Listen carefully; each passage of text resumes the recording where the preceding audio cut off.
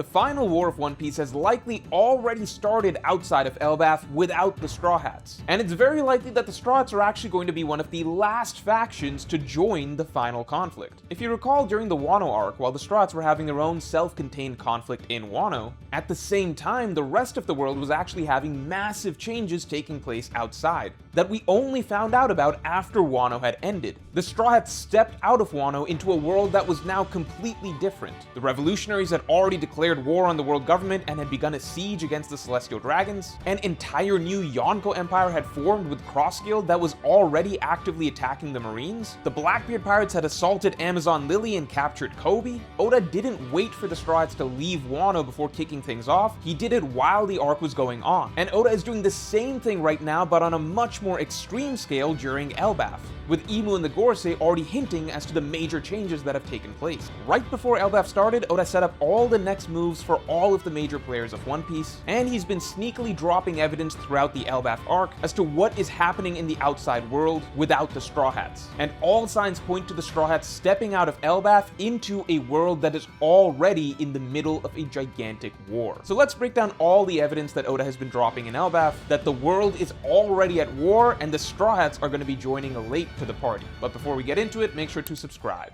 Have you ever wanted a deck of One Piece playing cards? That's right, you can get an entire 52 card deck with all of One Piece's most iconic characters represented by different cards, from the King of Spades all the way to the Two of Diamonds. We've even got the Jokers. Find out which card your favorite character is, and the best part is, if you buy 2 character posters from our Legends collection, you can get another 2 posters plus the deck of cards free. This deal goes away at the end of the month, so make sure you get your deal on playing cards by hitting the link in the description below. So that aside, to begin with, while it's exciting to think that the Straw Hats will be the ones to spark the final war of the world, narratively it's always made a lot more sense that the world war will start without them and then the Straw Hats will get roped in later. That's because it's been made clear over and over again that ultimately Luffy and the Straw Hats' main goal is One Piece and getting to Laugh Tale. We know that their next objective is getting the final road poneglyph and then making a beeline for the One Piece. So because their focus is really not trying to go out and fight any other factions, that means that something will either have to happen to pull the Straw Hats into the final war, or the final war will come to Laugh Tale. Either way, Oda has to move the plot outside of the Straw Hats into the final war first before the Straw Hats can get involved. And again, just like he did with Wano, it's likely that Oda is currently doing that outside of Elbaf and will simply catch us up with the events that sparked the final war after the Straw Hats exit Elbaf. So the first big sign of evidence is what was happening at Marijua. So Imu first made his surprise appearance in Elbaf because there was an emergency going on in Marijua. Supposedly the land of Marijua had become a sea of fire. And in the few glimpses of Marijua that we've seen since then, we've seen that yes, Marijua has suffered from a lot of destruction. Now it's not made clear what caused this destruction, but it's most likely the Revolutionary Army upping their assault. Simply by process of elimination, this seems to be the most likely answer. The only factions that could conceivably attack Marijua directly are the Straw Hat Pirates, who are obviously occupied, the Red-Haired Pirates, who would never do something that brash,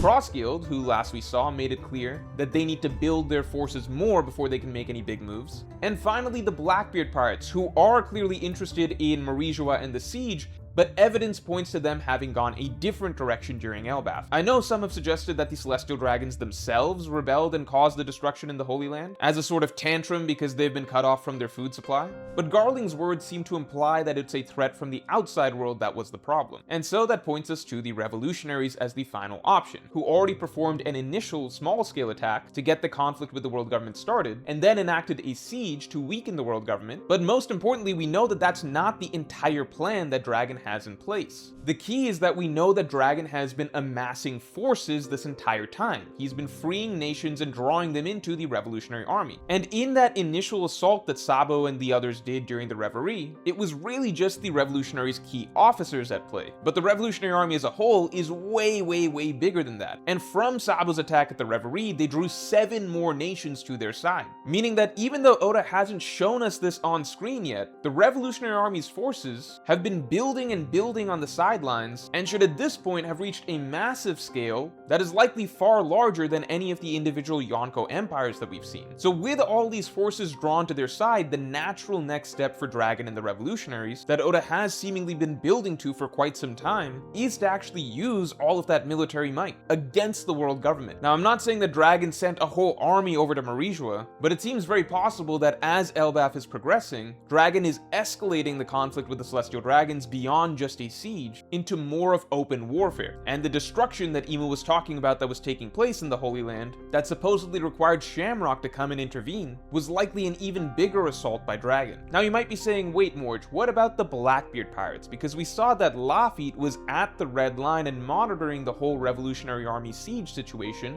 and Blackbeard told him that now is the time to enact some sort of a plan. And while I do believe that Blackbeard got involved in some way in what's happening between the Revolutionaries and the Celestial Dragons, the bigger clues that Oda has given us regarding Blackbeard during Elbaf so far point to the Blackbeard pirates having actually attacked Fishman Island and Wano. Remember, all throughout the New World, Oda had this running subplot of Caribou following the Straw Hats around and slowly learning the secrets of where the ancient weapons are. Caribou finds out both about Poseidon, aka Shirahoshi, and the location of Pluton in Wano. And at the end of Egghead, Caribou lands in Blackbeard's lap and tells him exactly where those ancient weapons are located. Now, of course, Blackbeard is going to make a move on both of those ancient weapons, because why wouldn't he? It's very likely that Blackbeard got one, and I believe that one is Pluton. The reason being, it sounds as though Blackbeard's attempt on Fishman Island failed just barely. That's because all signs point to this mysterious Mosa who Loki has been talking to over Dendenmushi as actually being Shirahoshi. In Japanese, Mosa means shaggy, and multiple times now Oda has had characters drop jokes about Shirahoshi being a shaggy princess. But on top of that, King Neptune and King Harold were very close friends. So Loki, Harold's son, having a Dendenmushi that connects to the Fishman Royal Palace makes a lot of sense, especially because in Japanese, Mosa also speaks in a manner that seems very royal, aka like a princess, but on top of that, we can tell that Mosa is a very timid and anxious person, as we know Shirahoshi to be. And finally, but most importantly, Mosa just experienced an attack that she barely seems to have survived, and it's established that this was an attack by a group of people. Just following the timeline, first Blackbeard finds out that the ancient weapon Poseidon is hidden in Fishman Island, and then the very next day we have this incident where Mosa barely survives an attack from a group of people. So most likely, while the revolutionaries were having this huge battle with the Celestial Dragons in the Holy Land, at the same time, a cohort of the Blackbeard pirates slipped underneath the Red Line and went straight down to Fishman Island and launched an assault there, nearly seizing Poseidon. But because I doubt that Oda is going to write Blackbeard as missing out on getting both of these ancient weapons, since what would be the point of writing this whole Caribou subplot to tell Blackbeard about the locations of those ancient weapons if Blackbeard is not successfully going to get either of them, this suggests that while Blackbeard failed on his attempt to get Shirahoshi, by the end of the Elbaf arc, it's very likely that Blackbeard will have succeeded in raiding Wano and having gotten Pluton from there. I've talked about this before in past videos, but it especially likely helps that Pluton is currently being kept safe in Wano only thanks to the wall of land that encircles it, and Blackbeard's Guru Guru no Mi is pretty much the exact fruit that would be needed to break down this wall, let the water out, and free Pluton. So on the one hand, while Dragon has likely ramped up his military assault on the Celestial Dragons and may now be actually using the accumulated military might that he's built over the last 20 or so years, really taking the fight to the Holy Land, at the same time, by the end of Elbaf, Blackbeard will likely have acquired Pluton and be beginning to wreak havoc with essentially a weapon of mass destruction. But that's not all, because Oda also established right before Elbaf that the Marines are about to make a big move against Cross Guild, because at this point it's been established that Cross Guild has been pushing the Marines to an absolute breaking point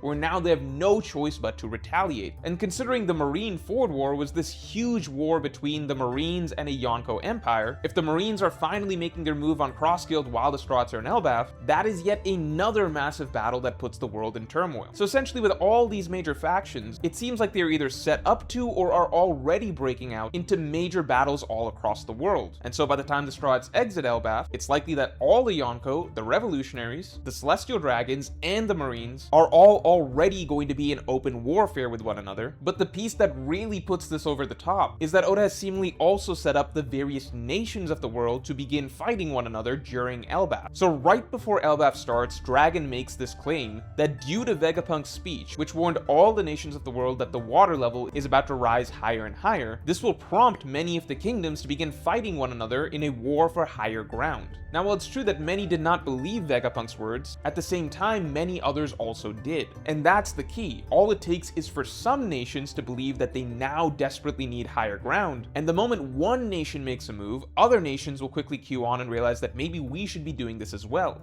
And one really sneaky thing that I realized that Oda has set up that is not talked about as much as it should be is that a lot of the Straw Hats' allied nations are conveniently nations that have high ground. Nations like Wano and Zou are obvious. They are far, far above sea level, and no one's really going to be trying to fight and attack them. And Elbaf itself is a similar example that falls into the same boat. But just think back through Dressrosa. If you look at Dressrosa from the outside, for some reason Oda decided that this particular nation should be an island that is clearly well elevated above sea level. Why is that? Likely because we're going to have scenarios where other kingdoms are set to attack Dressrosa precisely because it is on higher ground. Same thing with Alabasta. While most of the country is on sea level, its primary city, where most of the population is interestingly placed on a high elevated plateau. Again, making Alabasta a prime nation to attempt to conquer if you want to secure your own nation's higher ground. Drum Kingdom with its giant snowy mountains. And of course, Water 7. I mean, this has become a clear, consistent trend. Oda has designed most of the Straw Hats' main allied islands to also be hotspots for conflict. When Oda has Dragon state that now nations are going to be fighting for higher ground, I believe that is a direct setup for a lot of the nations that we've become really familiar with over the course of the Straw Hats' journey to come under fire, and very likely during Elbaf itself. So if we take a step back and just imagine the landscape of the world when the Straw Hats exit Elbaf.